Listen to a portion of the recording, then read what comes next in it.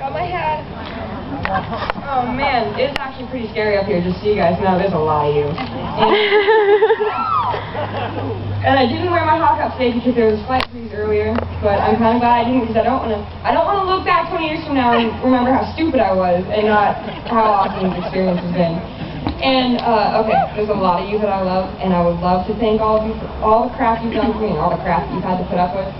Mostly Jeff. Hi, Jeff. But that's why I wrote a speech, is because that would take me all night, and I don't want to waste your time. Alright. The first time I tried to write this speech, there were a lot of different versions. By the way, not gonna look up at you guys a lot. First time I read it was while I was writing it, so I don't remember anything. The first time I tried to write this speech, there were many different versions, and I was bouncing ideas off my friends and my family and my classmates, and I couldn't seem to find what they were looking for at all. I took all their advice, threw out my first draft, and made a second one. And while this one seemed to make them all happy, there was something that was missing. So I left a copy with Terry. Terry is awesome, if any of you know him. Went home. Yeah, and tried to forget about it for a night. The next day when I got to school, it was so not what Ray was looking for that he actually handed it back to me, and I thought I was going to have a heart attack.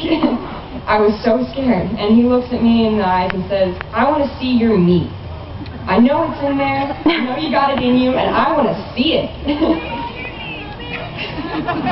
Okay, so I asked my friends, and I asked a lot of strangers, and I asked teachers like Joan and Jeff, pretty awesome teachers. I thought they might know what meat was. I'm vegetarian, so it was a little distant from me. And they all agreed that I had meat, but I couldn't seem to get a real grasp on it.